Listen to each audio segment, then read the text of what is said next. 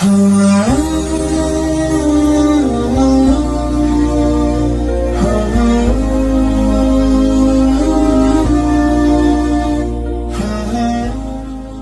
bapak saudara-saudara sekalian, kalau kita melihat cek and recheck, infotainment dan sejenisnya, itu kalau masa pacarannya itu selebriti, Masya Allah, dialah bidadari dalam hidupku, anugerah terindah dalam hidup saya. Ketika sudah menikah, Masya Allah, miliaran biayanya, orang ikut dalam pesta itu sangat mewah dan meriah. Belum 2 tahun sudah saling menghina lagi di medsos. Kenapa? Karena dia salah dalam membina rumah tangga. Biasanya anak-anak kita nikahkan, kamu cinta enggak? Cinta tidak cukup untuk berumah tangga. Sudah punya kerja enggak? Punya kerja tidak cukup untuk berumah tangga. Ya, harus punya ilmunya. Ilmu inilah yang kadangkala tidak disiapkan sebelum menikah. Ilmu minimal laki-laki, dia harus tahu bagaimana kondisinya perempuan kalau haid. Itu kalau perempuan kalau haid, jangan ajak ngomong, diam aja. Kalau dia ngomel, diam, biar dijelaskan, tidak masuk di akalnya. Apalagi kalau dia sudah bilang pokoknya, sudah diam aja lah kita ya. Nah itu mesti ditahu semua. Nah ibu bapak saudara-saudara sekalian, tujuan pernikahan itu sering kita ringkas samawa, sakinah, mawaddah, warahmah. Nah kita tidak tahu ini apa itu sakinah, apa itu warahmah. Samawa, sakinah. Sakinah secara harfiah, terjemahan bebasnya ketentraman jiwa. Tujuan pernikahan ketentraman jiwa. Jadi kalau dalam rumah tangga tidak ada ketentraman jiwa, tujuan pernikahan itu tidak tercapai. Dan pernikahan itu untuk mencapai ketentraman jiwa, 2 modalnya. Yaitu yang tadi sakinah, mawaddah, warahmah. Cinta dan kasih sayang. Cinta itu ibu identik dengan syahwat. Cinta itu identik dengan tubuh yang mulus. Maka tidak ada pernah kita dapati nenek-nenek cinta-cintaan. Tidak. Apa yang abadi adalah kasih sayang. Itu yang abadi. Kalau cinta itu pasti pudar. Maka dalam menikah, ini bagi adik-adik yang belum menikah, itu kata Nabi, nikahilah seseorang karena 4 perkara. Yang pertama, lihatlah kecantikannya. Li jamaliha, lihat cantiknya. Cantik ini penting, tapi tidak boleh prioritas. Kenapa? Cantik ada batasnya. Cantik itu temporer, ada waktunya. Bapak-bapak, Pak, yang sudah 65 tahun, istrinya 60 tahun, cantik mana istri Bapak 40 tahun yang lalu dengan sekarang? Bohong Bapak kalau katakan sama. Pasti karena Bapak takut sama istri. Bohong Pak. Ya, pasti. Jadi perlu itu cantik. Kenapa? Dia hampir 24 jam depan kita. Bangun dia lagi. Mau tidur dia lagi. Pulang kantor dia lagi. Sarapan dia lagi. Hampir 24 jam depan kita. Jadi kalau jelek pasti cepat bosan. Cantik tidak boleh jadi prioritas. Kenapa? Cantik ada batasnya. Yang kedua, cantik itu subjektif. Menurut Bapak cantik, menurut saya belum tentu. Ya kan? Ada laki-laki yang senang hitam-hitam. Ada laki-laki yang senang yang putih, ada perempuan yang senang yang sawo matang, ada yang senang yang putih bersih. Ya, maka subjektif. Yang kedua kata Nabi, nikahilah dia karena keturunannya. Penting cari keturunan, tapi tidak boleh prioritas. Orang Jawa katakan, lihat bebet, bibit, popotnya. Ya kan? Tapi tidak boleh jadi pertimbangan utama. Kenapa? Ada orang bapaknya Nabi, anaknya jadi pengkhianat. Nabi Nuh. Ya kan? Ada orang bapaknya pengkhianat, anaknya jadi nabi. Nabi Ibrahim. Iya toh? Penting lihat siapa bapak ibunya, tapi tidak boleh prioritas. Yang ketiga, pilihlah karena kekayaannya. Kaya penting, tapi tidak boleh prioritas. Kaya dia Ustadz. Sampai generasi ke-7 dia tidak akan miskin. Masalahnya dia generasi ke-8. Ya. Maka kaya penting, tidak boleh prioritas. Kenapa? Bisa jadi tahun ini kaya, tiba-tiba bangkrut. Yang keempat, kata Nabi, lidiniha, lihat agamanya. Mahasiswa saya tanya, Ustadz, kenapa agama nomor 4? Mestinya dia nomor 1. Oh, ada dalam bahasa hadis. Betul nomor 4, tapi dia tidak titik di situ. Koma, ada penegasannya. Koma, stabilo, cetak miring, bold, garis bawah. Itu kalau diketik. Kata Nabi, utamakan agamanya, karena dengan agama kau akan dapat semuanya. Untuk mendapat keempat-empatnya, Bu, makhluk langka. Dialah cantik, keturunan baik-baik, kaya pula, bagus pula agamanya. 100 perempuan belum tentu ada 2 orang di antaranya. 100 laki-laki belum tentu ada 1. Kalau ibu tahu ada di Amerika makhluk seperti ini, tunjukkan saya. Saya juga masih mau. Yang banyak kan cantik, tapi akhlaknya kesurupan. Ada lagi akhlaknya bagus, mukanya hancur. Ada lagi kaya cantik, otaknya yang heng. Iya kan? Maka itulah sebabnya Nabi katakan, utamakan agamanya.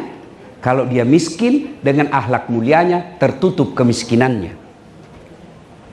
Kalau dia jelek, dengan agamanya yang baik akan menutup kekurangan wajahnya. Paling sial, sudahlah jelek, miskin, keturunan orang jahat, tidak bagus lagi agamanya. Memangnya waktu milih merem. Nah, ibu bapak saudara-saudara sekalian, ini modal. Nah, yang banyak jadi masalah sekarang, kenapa rumah tangga banyak yang tidak saling menghormati. Setelah banyak orang curhat sama saya Bu hampir tiap hari curhat, Bu. Banyak sekali orang curhat rumah tangga. Setelah saya pelajari dan survei, salah satu sebabnya karena pacaran. 4 tahun pacaran. Selama 4 tahun pasti ada saling berkhianat. Karena berkhianat, bohong dan lain sebagainya, saling memaki. Kenapa? Tidak ada saling menghormati, tidak ada ikatan.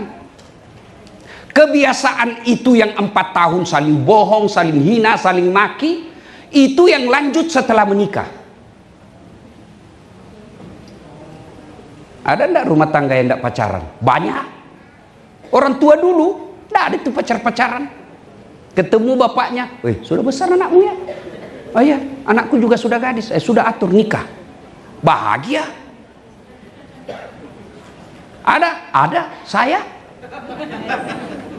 Itu salah satu sebab saya dekat dengan Ustadz Mutakhir. Karena istri saya dapat di pondok beliau, pengajiannya. Saya pergi ceramah. Jadi saya 7 tahun galau cari istri, Bu. 7 tahun.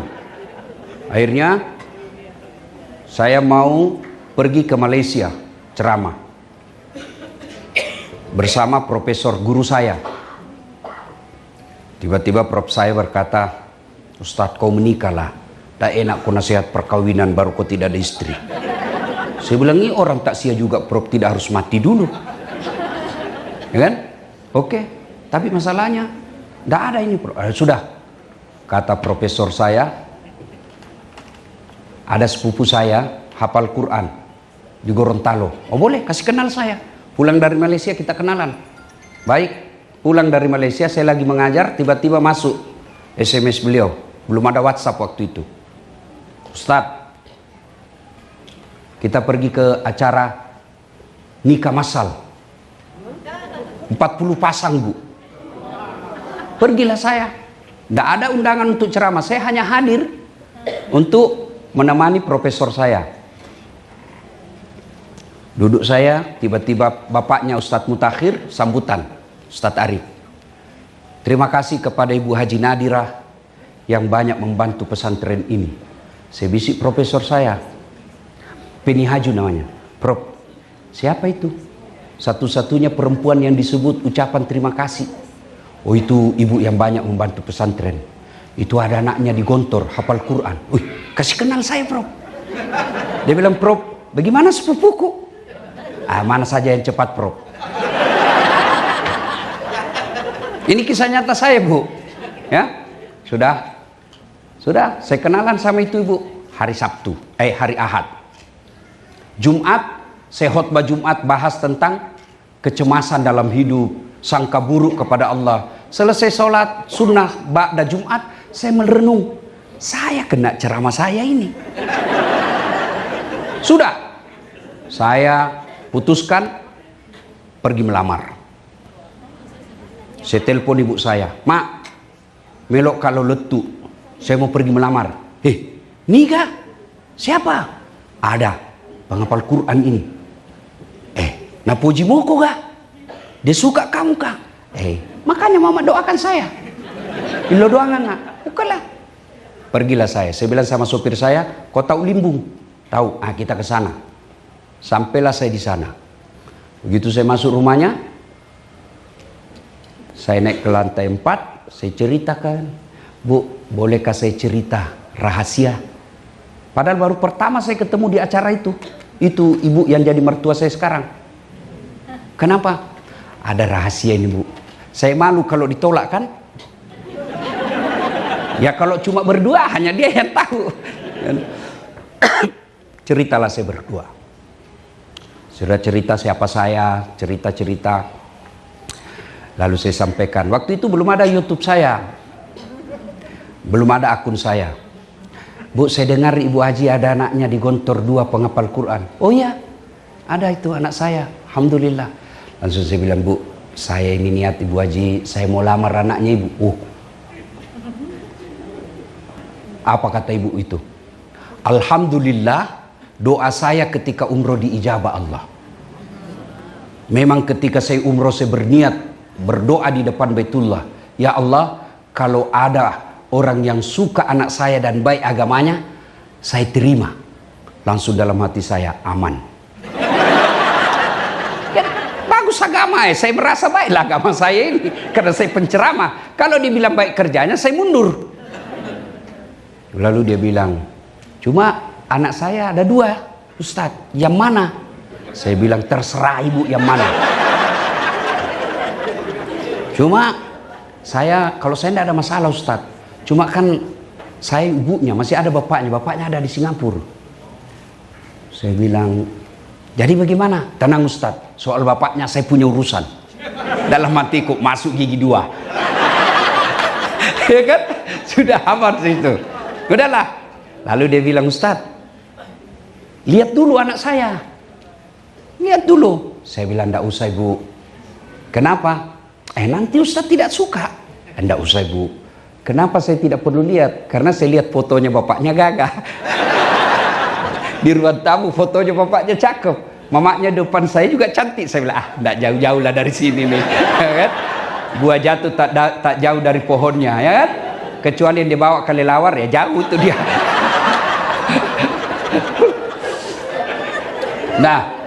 Nah, Ahad saya melamar, Ahad saya kenalan, Jumat saya melamar, dan menikah setelah hari Ahad berikutnya.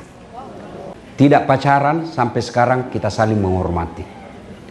Coba lihat anak-anak kita sekarang, masih pacaran sudah panggilnya papi mami. Itu yang ibu mau? Nah, ibu bapak, saudara-saudara sekalian, istri saya itu bu, Allah karim. Saya hebat begini bukan karena saya hebat, karena istri saya. Mana bisa kita ceramah kalau istri kita teror? Mana bisa saya ceramah begini, begitu 5 menit sebelum tampil dia menelpon, pulang kau. Pulang. Pulang. Kenapa? Kesetrum istri anakmu. Itulah fungsinya istri, memberikan ketentraman jiwa. Istri saya bu, boleh kalau ada ibu tahu ke tetangga saya biasa malu. Itu biasa kan saya berangkat jam 4 subuh bu, kadang-kala sudah pergi kalau kejar penerbangan pertama. Jam 4 subuh saya pergi, diambil itu ranselku, dibawa. Nggak usah saya yang berat karena banyak elektronik dalam. Apa dia bilang?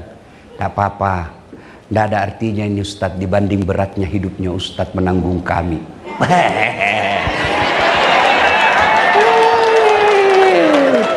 Masya Allah. Saya naik mobil, itu pasti dia cium dulu tanganku. Sudah itu dia cium jidatku. Sudah itu mata kiri lagi, mata kanan lagi. Ini agak lama. Allah karim. Wallah Pak, tiap hari semalam menikah, meskipun semalam saya bertengkar, pasti itu. Biasa saya malu-malu sama tetangga, sama sopirku. Sudah itu cukup? Tidak. Dia usap dada saya. Lalu dia bilang, Ustadz, ridhoi saya. Meskipun semalam saya bertengkar. Bohong saya kalau tidak pernah bertengkar. Pernah juga. Tapi ketika saya mau pergi, hilang itu rasa pertengkaran. Kenapa? Belum tentu saya bisa hidup kembali ke rumah.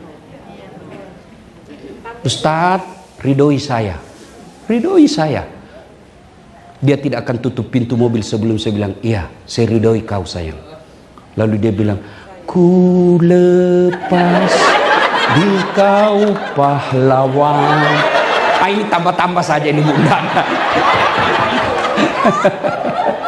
Masya Allah. Jadi ibu, rezeki suami itu tergantung ketentraman jiwanya. Gimana suamimu cari tenang dengan cari nafkah kalau kamu tidak memberi ketentraman jiwa? Ketentraman jiwa itu bukan skincare. Enggak. Ketentraman jiwa itu akhlak yang baik. Akhlak yang baik. Tidak mungkin. Apa itu? Kamu mau jaga suamimu 24 jam. Tidak mungkin. Kau periksa HP-nya. Untuk apa? Ini yang selalu menjadi pertengkaran dalam rumah tangga, handphone. Tidak semua harus kau tahu itu rahasianya suamimu. Yang penting kamu dinafkahi dan dia tidak berkhianat. Saya kasih handphone saya sama istri saya, ini handphone saya. Bu, dengar ini bu, yang suka periksa handphonenya suami. Untuk apa? Kalau kau mau jaga suamimu, bukan dengan periksa handphonenya, bukan dengan periksa handphonenya, tapi apa? Hadir kau di hatinya. Gimana kau hadir di hatinya kalau kau tidak hormati orang tuanya? Gimana kau hadir di hatinya kalau kau kasar ngomong? Gimana kau hadir di hatinya kalau anaknya kau tidak urus? Saya mewakili perasaan laki-laki dan pasti semua sama. Bu, ibu mau tahu enggak ketentraman jiwa seorang suami? Dia pergi cari nafkah, masuk WhatsApp istrinya. Bang, ini saya lagi ngajar hafalan Quran. Anak kita, alhamdulillah, ini si bungsu sudah Iqra 2. Itu suamimu dalam hatinya, ndak rugi saya menakit cari nafkah. Biar saya setengah mati cari nafkah, ternyata istriku baik.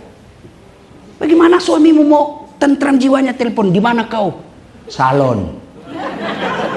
Di mana kau? Di mall. Di mana kau? Lagi jogging. Di mana kau? Banyak sekali tanya-tanya ini. Pulang di rumah, mestinya sudah siap makanannya, tidak kau siapkan. Jangan marah ya Bu, jangan marah. Ini gunanya dakwah.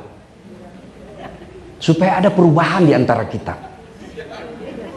Kalau orang kaya, mewah rumahnya, apa aja bisa dibeli, tiap hari bertengkar, paling tidak hartanya tertukupi. Lalu kita cuma jauh, kerja juga ala kadarnya, gaji hanya untuk operasional sehari-hari, bertengkar tiap hari. Kapan kau bahagia? Yang herannya lagi bertengkar, hamil lagi.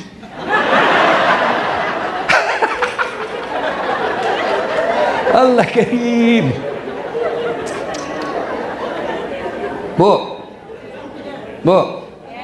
Uy. Ibu mau jadi istri soleha? Catat, jadikan status. Renah. R-E-N-A-H. Renah. Sampai jam berapa ini Ustaz? Sampai jam 12 pas karena Jumatan. Hah? Like, hah? Jam 2? Ibu bisa? Betul? Saya tidak bisa. Bu, apa Ibu? Apa? Rena. R-E-N-A-H. Rena. Rena. Satu, ramah. Tutur kata yang lembut. Sopan santun bicara. Kalau suamimu datang, sopan santunlah menyambutnya. Assalamualaikum kakandaku Arjunaku. Masya Allah. Disambut suaminya. Waalaikumsalam adindaku Sri Kandiku. Lalu ibu berkata, Masya Allah bang, makin cakep aja kau bang. Kata suaminya. Kata istrinya, cakep sekali kau hari ini bang. Kata suaminya, berarti saya jelek kemarin. Ini juga suami yang tidak tahu diri. Tutur kata yang lembut. Ada juga perempuan, makin ada temannya suaminya, makin dia tunjukkan kekasarannya. Dia mau tunjukkan, lihat ini, saya atur suami saya. Mana ada? Tidak ada itu dalam ajaran agama, istri mengepalai dan membawa suami. Tidak ada itu. Ar-rijalu qawwamuna 'alan nisa. Kalau ada perempuan yang mendominasi suaminya, biasanya suami seperti itu menderita lahir batin. Dan kalau ada peluang sedikit melakukan maksiat, dia saya digunakan. Tapi kalau suami istrinya baik, siapapun goda dia tidak akan tergoda. Kenapa? Dia akan berkata, ada bidadari di rumahku. Sayalah buktinya Bu. Banyak yang menggoda. Betul. Tapi saya selalu ada pernah pengusaha datang bawa anak gadisnya ke hotel. Di lobi ketemu pengusaha sukses di Kalimantan. Nikahi anak saya Ustaz. Pak Haji, ada istri saya. Tidak perlu ada surat-suratnya. Saya cuma mau ada keturunan saya ulama. Tidak bisa. Ada istri saya baik. Coba kalau istri kita tidak baik. Kesempatan. Jadi kami ini laki-laki Bu, tergantung istri. Sopan bicara. Dan hebatnya itu perempuan Islam, kalian tidak tanggung dosanya suamimu. Tidak tanggung ibu. Beda kami laki-laki, kami tanggung dosanya istri. Istri tidak pakai jilbab, istri tidak bayar puasanya, istri tidak sholat. Meskipun suaminya imam, ditanya, mana ini suaminya ini? Kok bisa istrinya begini nih? Itulah makna ayat ku anfusakum wa ahlikum nar. Ibu ditanggung. Bukan cuma di dunia, di akhirat juga ditanggung. Di dunia Bu, malu kita kalau perempuan pulang lebaran tidak pakai baju baru. Malu itu istrimu, suamimu. Malu kita sebagai suami kalau sudah 10 tahun menikah tidak dikasih emas istri kita. Malu itu suami. Kadang-kala menderita cari nafkah, tidak pernah dia telepon istrinya, saya dimaki-maki sama bos, tidak, dia rahasiakan. Kenapa? Cukup saya menderita. Itulah suami. Dan ditanggung sampai di akhirat. Makanya ibu jangan suka ngomel.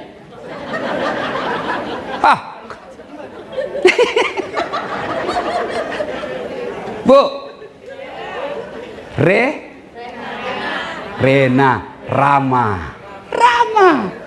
Cuma Masya Allah. Kalau istri sopan bicara, Bu, coba lihat itu kalau kita naik pesawat. Waduh, pramugari itu memang Masya Allah. Assalamualaikum Pak, selamat pagi Pak.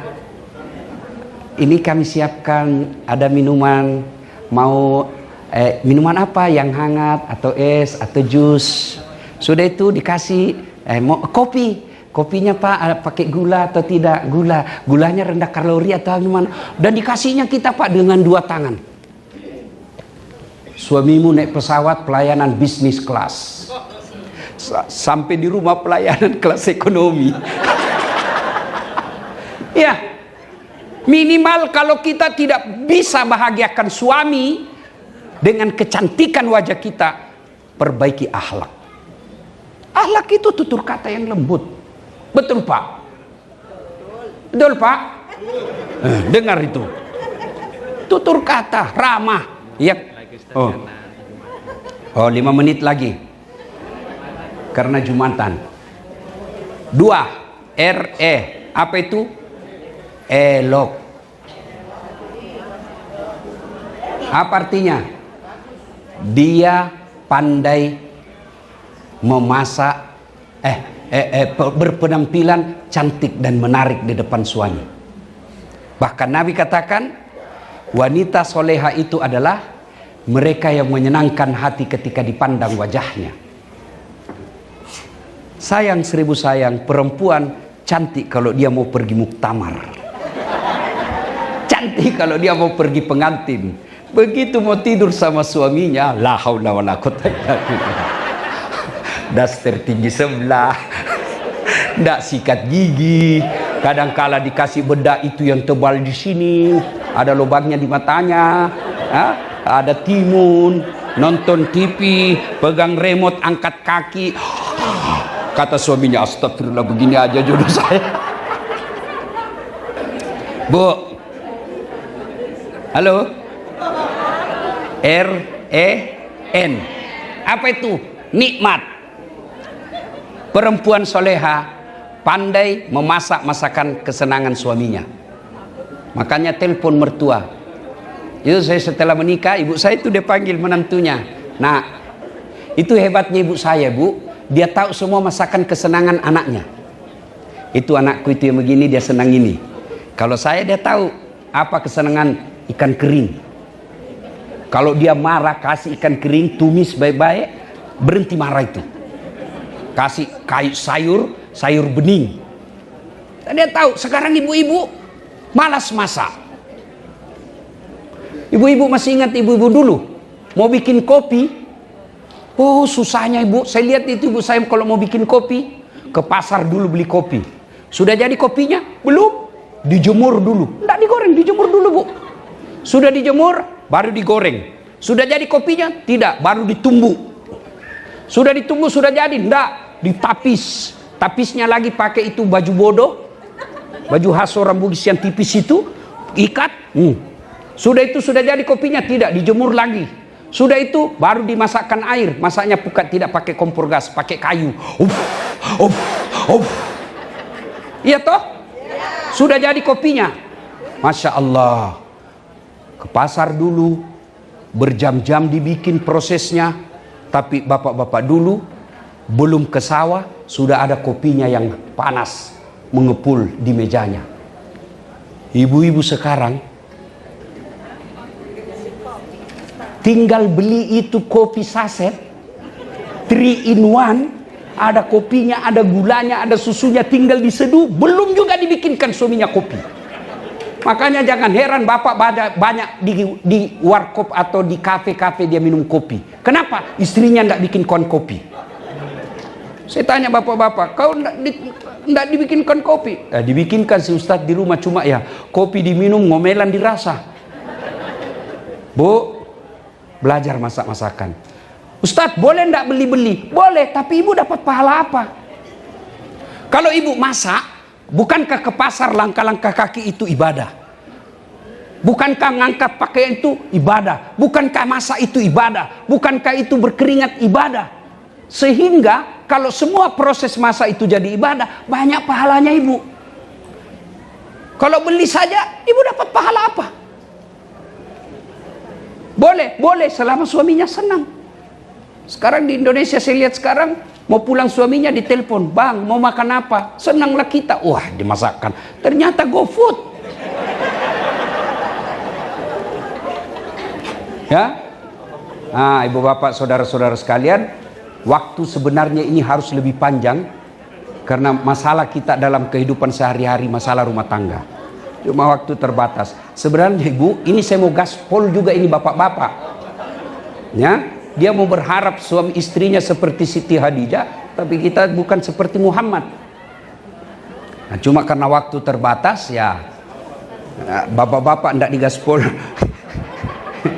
Habis waktu Pak ya? Ya. Jadi ibu bapak. Hah? Oke. Sudah waktu Jumat.